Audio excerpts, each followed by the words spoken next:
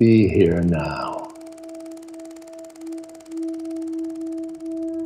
Just be here now.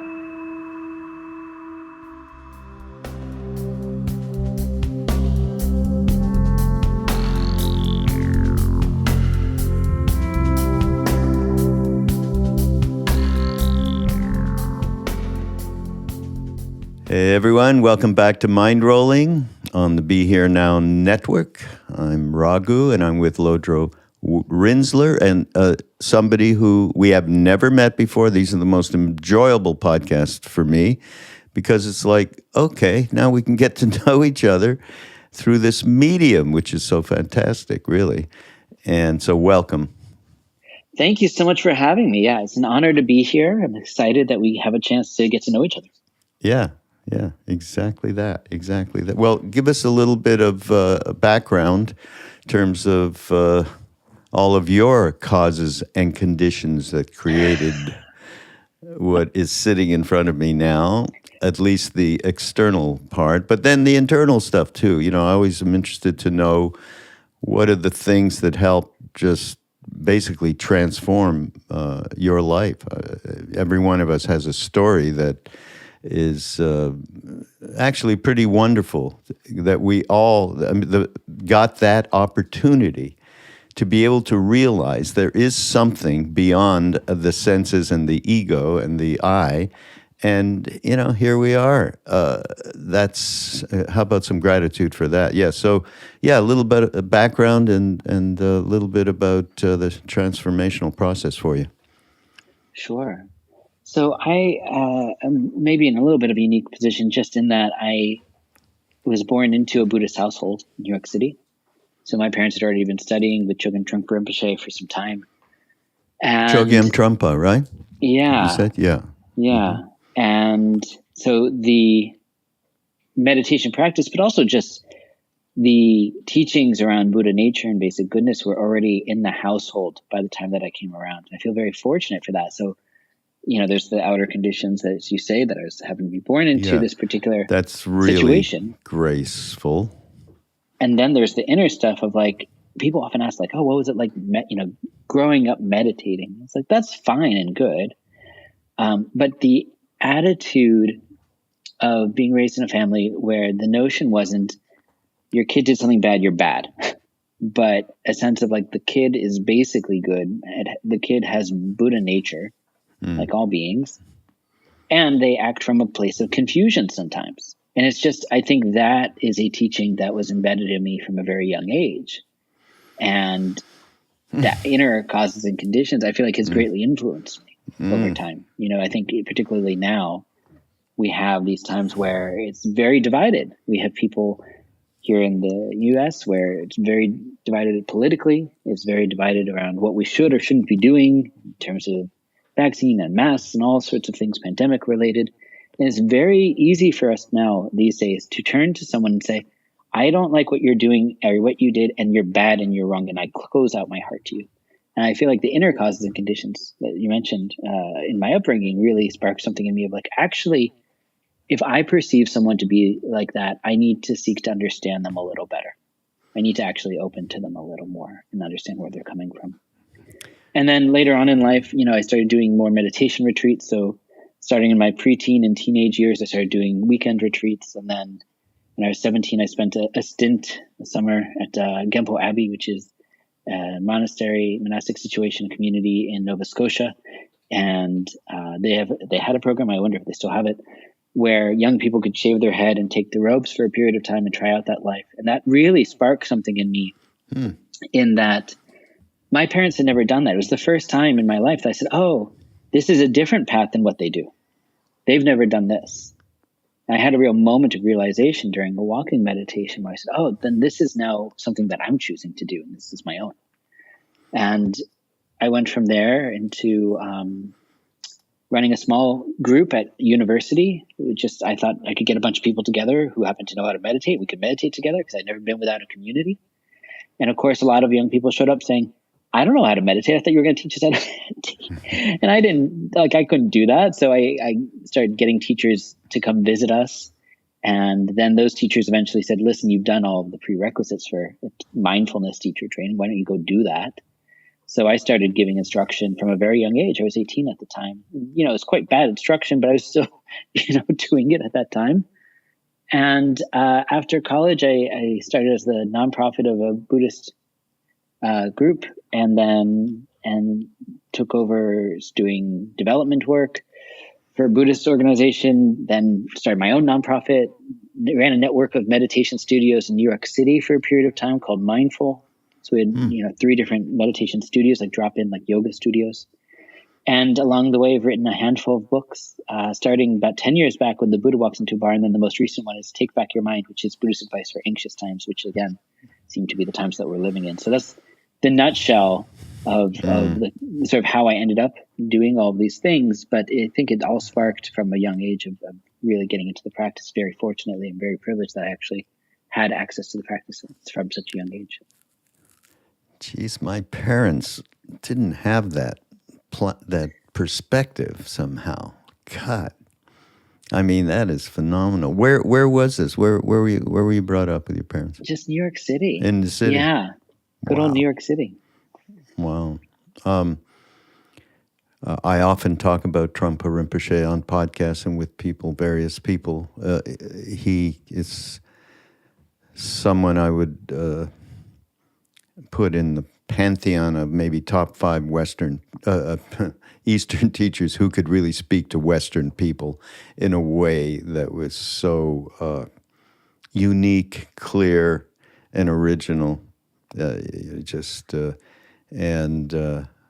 When I first came back from India, and Ram Dass also had left India, so a few of us came back at one time, and I'm from Montreal, and my father had this farm right on the edge of Quebec-Vermont border, and maybe an hour and a quarter from, I guess it was called Tail of the Tiger. I think it's Karmacholing now, right? Yeah. And we would go down to see, Trungpa, and there's a great talk that was recorded by Trungpa people. And somehow we got a hold of it, and it was. I'm ranting a little bit here, but it's a good story. Especially, you must love Trungpa Rinpoche.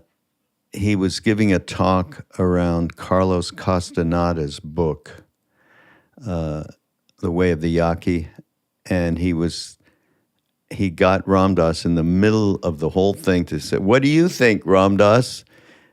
And whatever Ram Dass said, I can't quite remember right now. It was maybe a little bit facile, and Trungpa didn't like that kind of, like a spiritual aphorismistic kind of thing. And Ram Dass, I think you got to consider that we need to be responsible. And then they went into this whole thing, and he brought him up by him on the stage. It's a fantastic. It's a video too, I believe. Yeah, I think even we have a video and audio. Anyhow, so he had so much fun with Ram Dass, and he used to call us the Lovin' Lighters, from the Bhakti tradition, and here we were, and so it's a major marking point for me in terms of a teacher, and he to this day. And I think the thing that, one of the many things I'm sure that those two had in common is exactly what you pointed at, which is this accessibility factor. This, not the sense of like, this is something that you theoretically should be interested in, but this is how it's integrated into your everyday life. And that's always been the point of fascination for me, from a young age. It's just, maybe it's just the Westerner in me that's like, okay, but how does this actually integrate?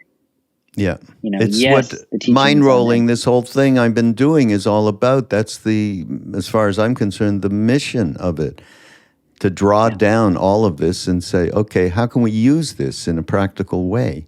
And so we're on the same page there, Lodro. 100%. Yeah, and I appreciate, as my atheist brother would say, you doing God's work. But it is that sense of like, this is really good work to be doing, because there are so many people that are hungry to understand yes, I practice meditation, I practice yoga, I practice, whatever it might be for you. How do I integrate the spiritual teachings into the nitty gritty of my work life, my social life, my romantic life, whatever it is? Yeah. And I think that's the challenge for all of us, to have these sorts of conversations where we realize that we don't have to put meditation over here and the rest of our life over here, but they have to come together and be integrated. Absolutely. And more, I'd like to think of it more broadly than just meditation. I think meditation represents a portal to get to know oneself a little bit better. And that portal's actually very wide. And for us, of course, includes chant. I think you know who Krishna Das is. And so that's very much a part of our practice as well, which we don't differ whatsoever from it is a meditation practice. There's not much difference at all, except in the ways in which one can approach getting to know oneself better. In this case, of course, it's through the heart, because of what music does and chant and So it's a good word that we can use for everything that one can utilize to get to know oneself better. Yeah. So one thing in I went through the book, Take Back Your Mind. Did you ever hear, you know who Annie Lamott is? Yeah. The great writer? Yeah. She's got a great thing. I hope I'll get it right. My mind is like what the hell does she say? A bad neighborhood, and I don't want to run into anything in an alley, something like that. It's what she said. I'm sorry, I can't get it exactly right, but it's fantastic. Yeah, she's a master of analogies. Yeah, I admire that so much. Yeah, she's unique too.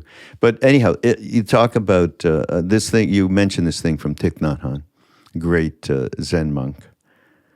Never in human history have we had so many means of communication: television, radio, telephone, fax, email, internet.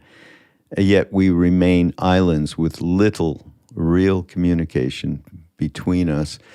And I think that when you talk about anxiety and you talk about what we've been going through as a result of the pandemic, racial injustice, deep societal polarization, and I think you even loosely mentioned it a little earlier around polarization of who's vaxxed and who's not vaxxed. And it's becoming more and more insidiously dark. And I believe, and that's this struck me, that absolutely the reality of the non-communication and feeling we are adrift in our own separate cells is pretty pervasive. You're absolutely right. It's a time where we have more and more means to communicate, and that's wonderful. I mean, you and I could not have this conversation if we, in the way that we are, 30 years ago. And yet, His Holiness the Karmapa, in his book Interconnected, has a similar notion where he says, your phone cannot give you a hug. And I love that. It's like, no matter how many likes you get on social media, how many people comment under your photo, it's not the same as someone looking you in the eyes and giving you a hug. And we are missing a lot of human connection right now. I mean, this is the thing that we didn't even realize that we were missing. We sort of took for granted before the pandemic. And now, of course, so many of us are saying, like, when can I ever see my older family member who, I haven't seen for 2 years? And, when will it be comfortable for me to give them a hug? And it was interesting when all of this happened, starting in March of 2020, I would have all these meditation students sit down with me and they would say, so when do you think this is going to be over? As if somehow like my training and after training in meditation would have somehow prepared me for a pandemic and virology. But the idea that I had to turn to them with is, I don't know when it's going to be over. It doesn't sound like anyone knows exactly. And isn't this an interesting time for us to get comfortable with not knowing? that if we could actually get really good at being with uncertainty and groundlessness now, here, in this instance, then we will be better prepared for every other moment in life when it comes up, because there's never going to be a lack of times when we feel uncertain and groundless. Yeah, that's Ram Dass, of course, called his getting a stroke fierce grace, and this whole experience for all of us is a bunch of that too. And this is something I found right at the beginning of the pandemic. I read this thing somebody had pointed out that the ancient Chinese had a pretty interesting term for going through this kind of very big transformation. Dangerous opportunity. I love that. Isn't that great? To come back to Trungpa Rinpoche, the opening lines of his poem Timely Rain, he says, in the garden of gentle sanity, may you be bombarded by coconuts of wakefulness. And it's the same idea, right? Where's that from? Wait, that's fantastic. Wait a minute. Where's that from? We got to put that in the show notes or something. I'm not familiar. There's a book of his poetry that's entitled Timely Rain, and this is the poem with that name, Timely Rain. You have and that's the opening lines. And it is this amazing thing. Like, we have or had a garden of gentle sanity. We're going about our day-to-day life. Things are basically happening. Our bills are getting paid, and our work is normal, and our spouse seems to like us well enough. And then something happens. And it's not an acorn that hits us in this analogy. It is a coconut. And a coconut falling from the sky, if a coconut hits me from a tree above, it's going to knock me to my knees. It's going to knock me further. What am I doing in that moment? Am I curling up in a ball and hiding out and hoping that no more coconuts come and hit me, waiting for it to be over? Or do I seize on a dangerous opportunity, to use that term, and say, this is the opportunity for wakefulness. It's a coconut of wakefulness that's hitting me.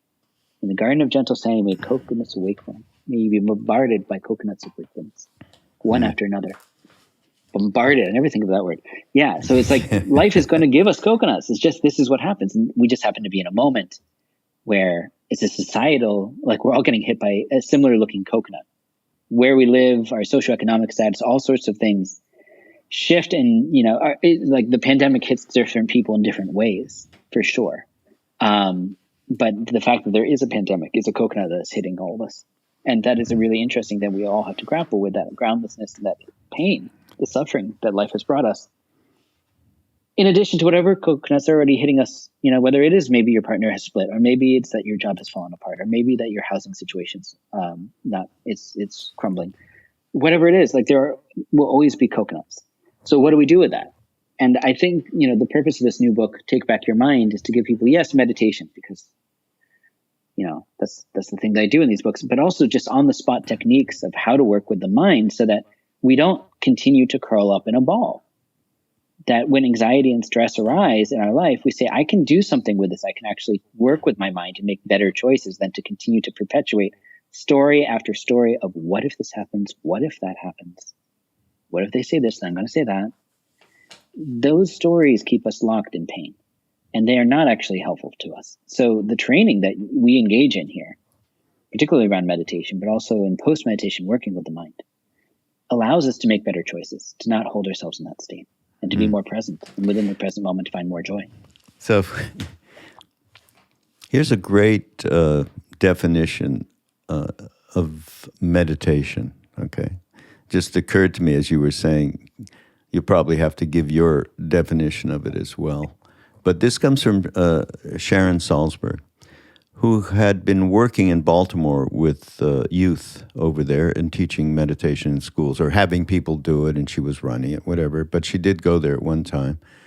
Well, maybe she did, but she got word that this one young woman, like 12, 13, 14, that young, who had a tough time because of her background and upbringing and all of that, and got very reactive. So was told, meditation will cut down that reactivity for you in some way, however they said it to her. And so she took it up, and one day in the gym, someone did something they shouldn't have to her, and she took another young person up against the wall by the neck, kind of a deal, and looked her in the eye and said, "You're lucky I know how to meditate." love that. Okay? That's what it's about, folks. Okay? Absolutely creating spaciousness so that you're just not a complete victim of your mini-me thing. Yeah. Early on in this new book, I talk a little bit about this distinction between stress and anxiety. Stress is something stressful happens. Your landlord knocks on your door and says, hey, you're overdue on rent. You owe this to me a week ago. Get it to me by Friday. The landlord in this moment does not say, and I need you to be in a constant state of pain about it between now and then. They don't care about that. They just want their money. We, however, might then internalize this and say, well, here's what I'm going to tell them next time I see them, and here's how I'm going to strategize this, and here's what I'm going to do there, and here's who's to blame, and here's who's at fault. And those stories that we then pile on top prolong that experience of stress into anxiety. It is us keeping ourselves locked in anxiety. And I'm sure you're aware of the old two arrows analogy, that we're walking through a forest, out of nowhere an arrow comes and hits us in the arm. And we know that the best thing to do in that moment is to take the arrow out of our arm, to place it down, to tend to our own healing. But what all too many of us do instead is we say, who shot me? I bet it was the landlord that shot me. It's always like this guy. He's always headed out for me. And of course, he's the person that's going to shoot me. And why is it always me that gets shot? And so on and so forth. And these stories that we tell ourselves, instead of actually tending to our healing, we just perpetuate in our own mind all of this pain and suffering around it. That's known as the second arrow. First arrow, suffering that hits us as part of life. Coconuts, if you will, that bombard us. Second arrow, the way that we react to those things. Right. And the ways that we keep ourselves perpetually in motion around them and holding on to them. That's what meditation helps us with, right? Is exactly what you just said. It says, oh, I'm going to catch myself somewhere in that second arrow, loosen that hold so I can actually tend to the first arrow. Yeah. Yeah, I like the analogy of football. It's called piling on. You get a penalty for it when you do it. And that's kind of what it is, because I have seen it in so many mindfulness is a great thing, okay, everybody? And it's not just the ubiquitous term that is out there in the Western culture now, spiritual culture. It is real if you can come from I'm saying all of this right now because I'm talking about myself. If you can come from a perspective that is not the little guy back there thinking that they're running the show, mini-me guy, if you can just move, as Ram Dass had this great meditation, loving awareness thing, moving out of that place in your head into the still small voice in the middle of your chest or whatever. And from there, you can actually see the motivations, the self-interest, and not judge it. Just be with it. And if you can come from that place, mindfulness is an extremely powerful, very necessary day-to-day, as you said off the mat or off the meditation cushion. These are the kinds of things. This is what is vastly needed. And of course, meditation helps, even in the initial things of just getting one pointed and being able to not just jump into absolutely everything that comes into that little mind, and it's and believe it. It's believe it all. I talked once, and I tell this story a lot too. Adyashanti, great teacher, and we did a thing here, and he was telling me about his causes and conditions and being brought up, and he was always, even as a very young lad, in consternation as to how these adults behaved, the way they talked to each other, the loss of any kind of emotional control. Just denigration, and he was like blown away all the time. And I think he told me maybe he was 10 or 11. He was in a situation, again, where all this craziness was going, completely unconscious behavior. And he had his first realization, and it was, holy shit, they believe in their thoughts. How great, right? Yeah. Holy shit. And that's what's going on. And you're talking about these stories. The belief in them is tough, shall we say. Yeah. And early on, you were talking about the causes and conditions that brought a Lodro into being the Lodro and in its current form, which of course is always changing and evolving and learning from mistakes and so on. But the aspect here that I've encountered with so many people, and I imagine you have too, is that they have come to believe a story that they are an anxious person. This is just who I am. Yeah. And I'm sure you've met these people.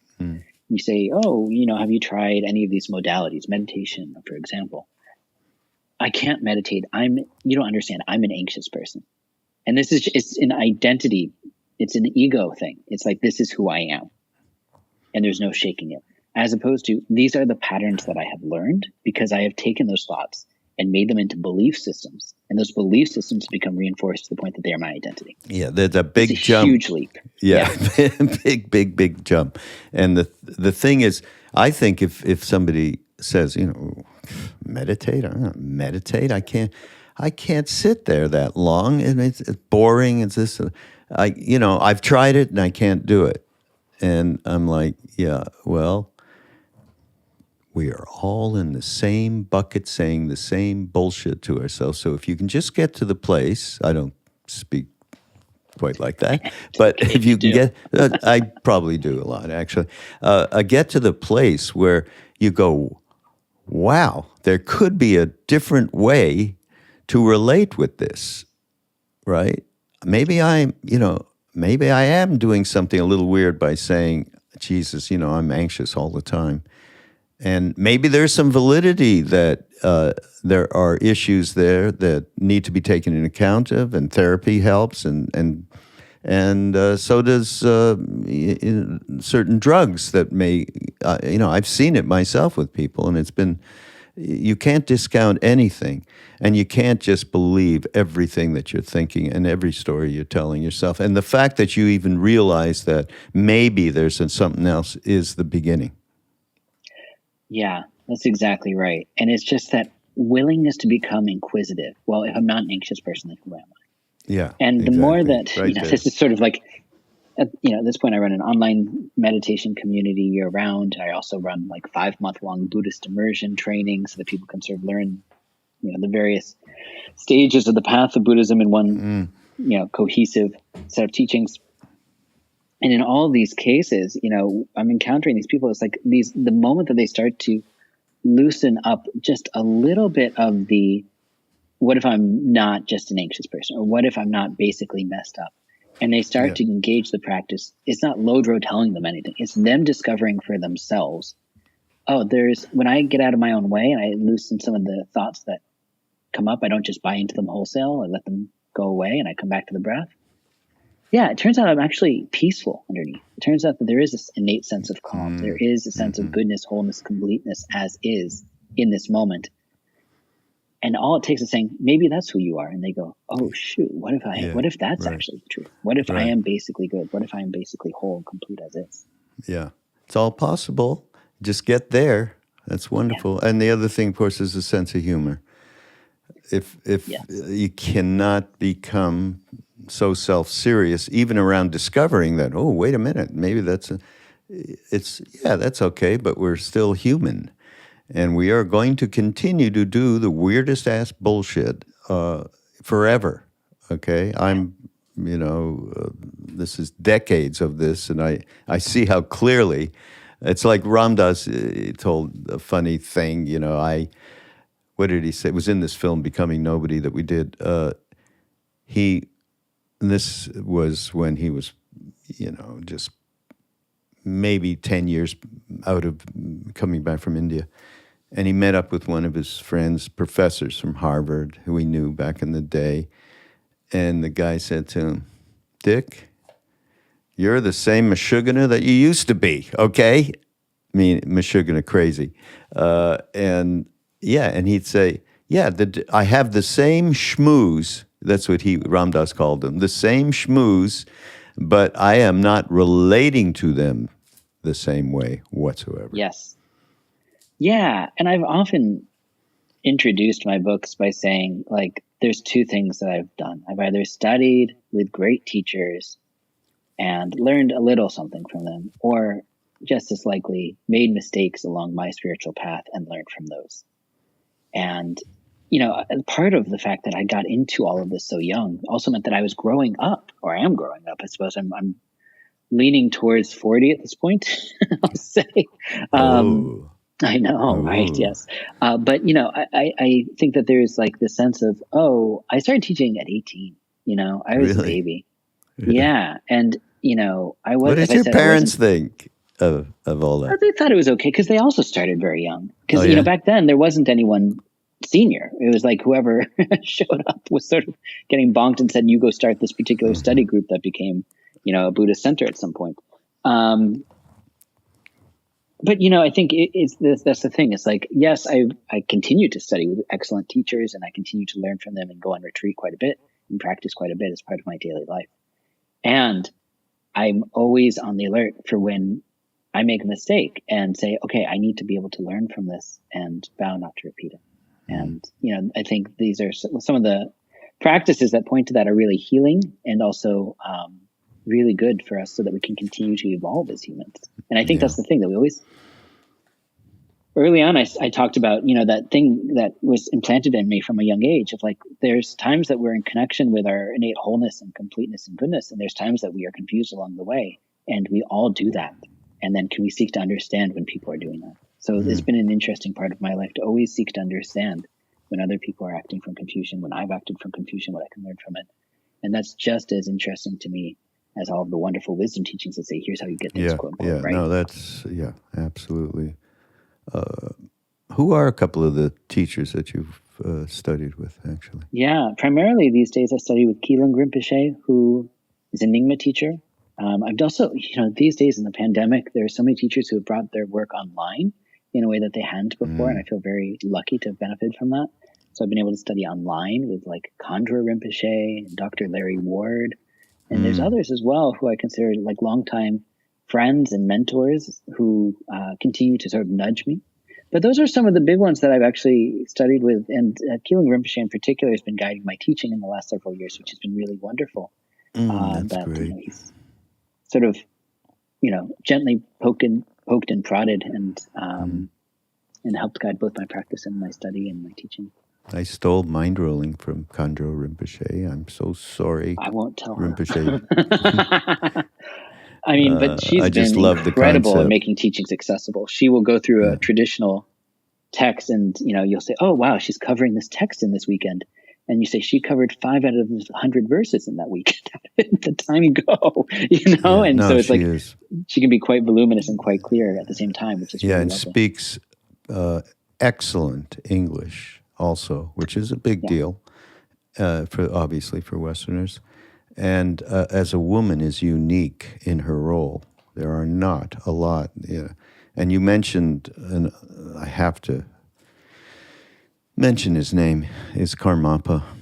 And how much he's trying to change that whole culture is phenomenal. And everybody out there listening, I've mentioned Karmapa before, but the things he's doing in support of making real change, environmental change, gender change within the Tibetan thing, and much more. He's young. He's younger than Lodro, okay? Yeah, I would say by 2 years at least. I think he's not more than 35 right now. Okay. But maybe a little. But anyhow, the point being, when you look, I mean, I met him, and I had met his predecessor, the 16th Karmapa, and got blessings from him just a year before he died, I think, in Los Angeles. And so I met actually with Krishnadas and Sharon, a couple other people at His Holiness the Dalai Lama at a Kala Chakra in Washington quite a number of years ago. And whatever that thing is, and this is another, I've mentioned this before because it was so powerful. We didn't talk about anything, just fun stuff sitting in his hotel room. Yeah. Okay, nothing spiritual whatsoever. Of course, his presence is, he's quite beautiful physically as well, man. And at one point when we were leaving, we all had a silk scarf, kata, and he was doing that exchange, and he said, "Thank you very much," and he just took my hand, thank you, like namaste, and this understanding I happened was this experiential. Oh my God, that's what goes from one thing to another, whatever that thing is. Nobody can call. I had a whole thing with Bob Thurman a couple of weeks ago about soul. Of course, there's soul in Buddhism. He gave a fantastic little rap about that. But whatever that thing is, I recognized it, and I was blown away by it. And I was pretty gonzo for about 2 or 3 hours just from that experience. And the reality of who this being is, and being so right for your generation, next generation, 20s and 30s, or 40, whatever, for anybody. I'm still in my 30s. We'll hold on to it for now. Yeah, you get that. Okay, so that's my little thing on in terms of us talking about teachers and Lodro Rinpoche and of course Karmapa, and then the other being that I would also, who I was really fortunate. I've done a couple of podcasts with, and I did one just a few weeks ago. Mingyur Rinpoche is phenomenal. Okay, yeah. Phenomenal. So all of you out there, these Tibetans that, as a result of the diaspora, of the whole disintegration, when the Chinese did what they did in '59, we have been the beneficiaries of extraordinary beings. Just extraordinary. I had to go to India to find, or thank God Ram Dass did, and I did follow him and found that extraordinary being as well. So, take advantage of these people, really. Yeah, somewhere between that and the transformation that the internet has introduced, where it used to be, if I want to study Japanese Zen, I will have to go to Japan. If I want to study Tibetan Buddhism, I would have to go to Tibet. And then, I always used to joke when I was teaching in New York City that, you could go to Chelsea, which I called the Dharma district, and just go to a bunch of places all within an hour. You can check out the Zen place, the Tibetan place, check out this different Tibetan place, and they're all within a couple of blocks of each other. Yeah. And then now, in the pandemic world that we live in, everything's online. Not everything, but a lot of teachings are online. It's all available. And I just did a weekend retreat with Mingyur Rinpoche about a month ago. Yeah. So it's pretty phenomenal. We can have a whole chat around the efficacy of this age of the internet versus the downside of it. It's pretty interesting. Again, two different worlds, and it's how you relate with it. Either the good or the bad. It's just how you relate with it. And no, I'm with you. I always think of it akin to a hammer. You could hang up a nail and hang the most beautiful piece of art, or you could hit someone in the arm with it or something like that. It's the same tool, but what is our intent in using it, and why, and what action then stems out of that intention? Yeah. So we could lose hours online, on social media and elsewhere, shopping, Netflix, if we don't really have a clear intention. Or we say, you know what, I'm going to spend a half hour on my correspondence on email, and I'm going to close it out, and I'm going to do something else. And that's a different sort of intention and action that flows out of it. Mm. So I think you're right. And, particularly in these days, that we could just be intentional around. I'm finding a lot of teachers saying this, okay, yes, you can study with me online, and here's the parameters. You don't do this while you're driving your car. You don't do this while, you actually are intentional about it, so that you receive the teachings properly. I think that's really nice. There's something else you talk about that I like. It's taking your foot out of your mouth. Remember? I'd like to take it further, though, and just talk about it's one thing to not have mindfulness, mindful speech. And we all do that all the time. Just get cut off by anybody, and you'll immediately start swearing at them and so on. But what to me is even, and this brings karma into it, which we haven't really discussed, like the karma of what's going on with this pandemic. This isn't just something, we are part of this. We have created this. We are co-creators, rather, of this with nature, within nature. Anyhow, the way in which we talk to ourselves, let's talk about that.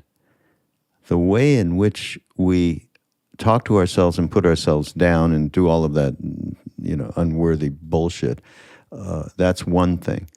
But then the way in which we react to phenomena that come in from situations and people, it creates karma. It's something I talked to Bob Thurman about a couple of weeks ago, actually. And that is just being mindful there might be extremely important, right? Yes. And first of all, I'm just going to take the opportunity to plug his new book, because I don't even know if he would have during his podcast. I would like to think that he did. Bob? But it's quite good, yes. Of course he did. Yeah, no, okay, it's phenomenal. Okay, good. I believe it's called Wisdom is Bliss. And it is, he's Thurman. fond of this refrain, Bob Thurman, which is Buddhism is realism. And I think about that all the time. It's not like there's some esoteric stuff we're doing here. It's like the Buddha pointed out a bunch of stuff that is, he's like, let me show you something that happens here. It's called impermanence. Things change.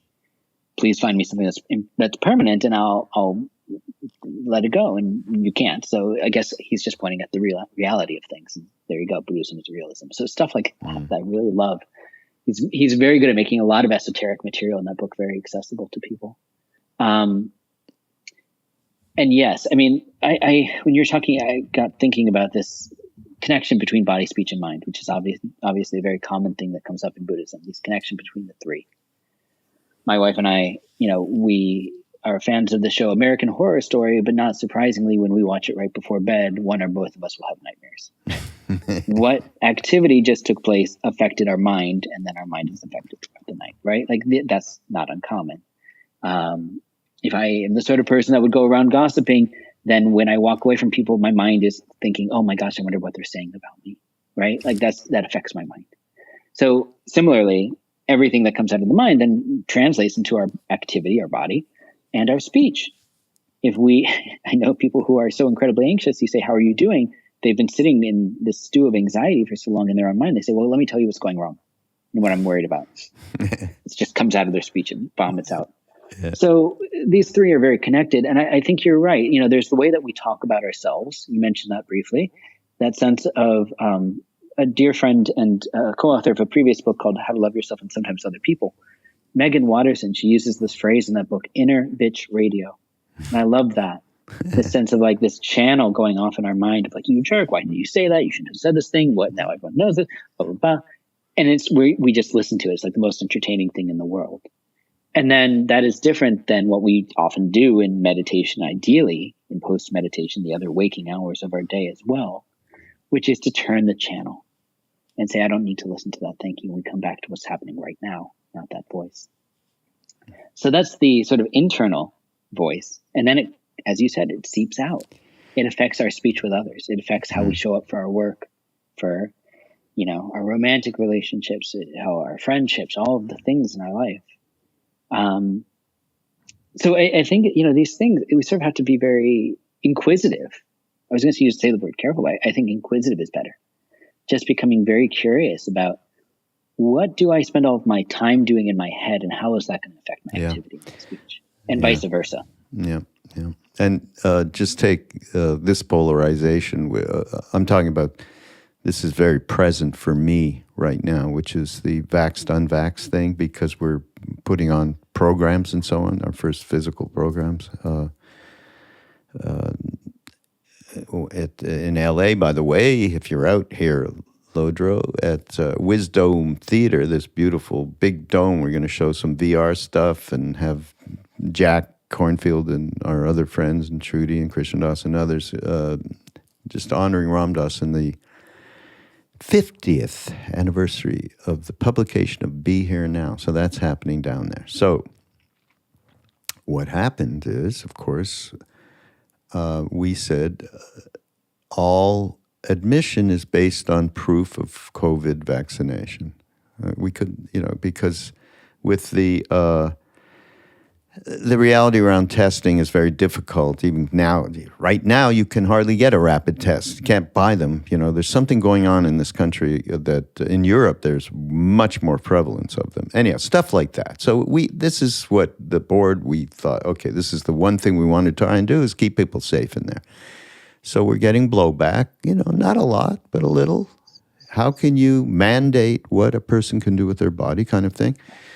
And then now I get the beautiful opportunity of watching myself. On one hand, I'm like, well, now the county has mandated this, that, and you have to wear a mask. And there's that wonderful, calm, rational response. Then there's another somebody in there that's responding, are you fucking crazy that you don't care about anybody else and you won't get vaxxed? That other, they're there. And that is the most interesting thing that to me has come out of all this, because I have good friends who are on the other side of the fence, right? Yeah. I'm talking about people I relate with on a day-to-day, and spiritually we're in the same pocket and all that BS. And the reality is now something has happened. And now I'm getting an opportunity. Okay, what's going on here? That's why I love that chapter. And it reminds me, since we were talking about teachers before, I have not had the opportunity to study live with Thich Nhat Hanh, but his work has influenced me more than just about any other teacher in my lifetime. And both the written work and all of the videos and courses and things like that I've been able to access. And he is fond of, in many different ways, reiterating a simple quote, which is, understanding is the other name of love. If we can't understand, then we can't love. And this has been such a guiding thing for me to contemplate. And I could give a whole talk just on that quote if I wanted to, but it's a sense that if we aren't experiencing a sense of open-heartedness, I'll swap out that term, open-heartedness, for love here, for someone, because we do not, they're doing something we perceive as wrong or bad or inconsiderate of others or public health or whatever, have we actually sat down and really sought to understand them well? And, have we actually put ourselves in their shoes and really learned, how did you get to be this way? I have neighbors who are QAnon. I have old friends who refuse to get the vaccine under the banner of medical freedom. And I say this because I'm in the same boat as you. It's not like I've somehow transcended any sense of frustration or anything like that. It's just, I realize, though, at the same time, that I have not actually really learned to understand where they're coming from. When I notice myself getting so upset with them, it's like, well, where can I seek to understand them? How can I actually get into some semblance of how they got to be who they are? And there's this amazing moment in an interview that Representative John Lewis did before he passed away with Krista Tippett. It was in her series on Being. Yeah. And he said, back when he was in the civil rights era, and people, white people, police officers, they would beat you, they would spit on you, and they were trained to think, or he was trained to think, that person was an innocent child. He was an innocent little baby. And so what happened? Did something go wrong? Did the environment? Did someone teach that person to hate? So you try to appeal to the goodness of every human being, and you don't give up. You never give up on anyone. This last few lines are actually the exact quote, because it's burned into my brain. That it's like you just Never don't give up on up. anyone. And I mean, if he can do that from that position, where he's actively being hurt, I always take inspiration from that, because that means that I can too. That I can seek to understand others. How did you get to be where you are? How did this level of confusion? Because no one is born hating someone else. No one is born with extreme beliefs, but we learn them. I actually was thinking about this not so long ago, because I was contemplating this friend. Like, how could they possibly, like this friend literally used to live in upstate New York where I live, and he uprooted himself and his family and moved down south to ensure that there wouldn't be a mandate where he would have to get this vaccine. He literally, after generations of his family being here, moved down south, which is, he's right. But I was definitely like, wow, how did it get to be this way? And I thought, gosh, he's become such an extremist.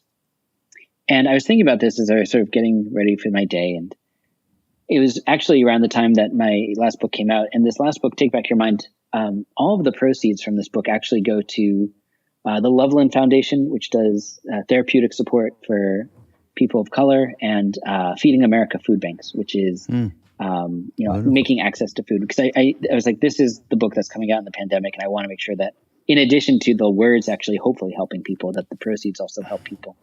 And I thought to myself, God, I bet this person who I'm considering an extremist probably thinks that I've been converted into like all of this liberal thinking. That why would I ever give away my hard-earned money to help all these other people who don't care? I could just see that being something that he might say about me, that I've been so converted left-wing in the same way that I think he has been converted into a little bit more of somewhat extremist thinking around the vaccine, and I just thought, he could probably do this to me too, this othering that I'm doing right now. And I had to drop it. I had to drop the othering. Yeah. I had similar It didn't serve either of us. Yeah. No, and it doesn't. On the other hand, when you actually start to know people who have died or who have had extreme issues around having COVID, it gets a little tough. I guess it gets tough around the idea, and this is maybe my projection of there being a selfishness to it, because you're just thinking of yourself. Even if you're young and you're healthy, and if you get it, you move through it. Joe Rogan is a good example of that. You know who Joe Rogan is? Yeah, no, I know. If the furrow of my brow was just because I thought that was such a weird, concerning case. Anyway, go on. Yeah, I don't know why. It came up. Joe came up. And, but I mean, not you bringing up, that was the concerning case because it was someone I was like, here could be a real learning experience for so many people, and it just wasn't. Yeah, right. Yeah, exactly. Exactly that. And just the idea, that doesn't seem to be a thought outside of me. That, and I guess, so I look at that and see, okay, I'm reacting to that internally, and okay, that's now for me. This is for me on a silver spoon to just go inside and see where I'm stuck there. And so that's the beauty. If we can all it's moving into that perspective, and then everything changes. Everything. Yeah. Just to clarify, for me, I feel like that first, I just named a first step. The first step for me is look at how I'm othering this person. Look at how, my heart is shut down to this person. I am not understanding where they're coming from. There is no free flowing love in this case. I'm hitting a barrier. Now, knowing that, I can do something about it. I can seek to understand. And then often when we sit down and say, can I ask you a bunch of questions? Can I get inquisitive about how you ended up here? And there's a genuine curiosity about that person.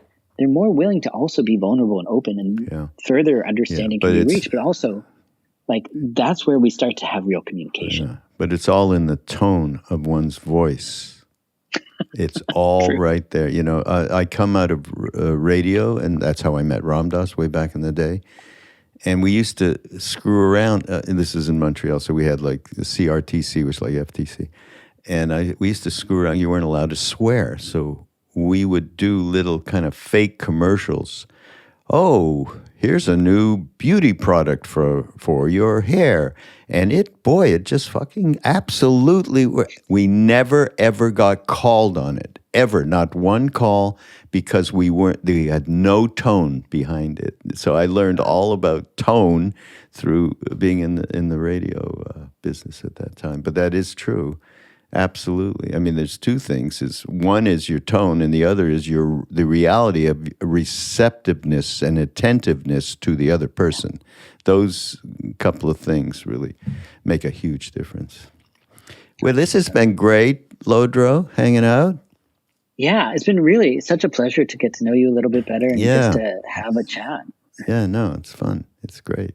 And by the way, everybody in the show notes, be able to get linked up to Lodro's books, and this book in particular, very, very, as we said in the very beginning, the idea is for how do we practically integrate these concepts into our lives, which is what it's all about. So thanks for that.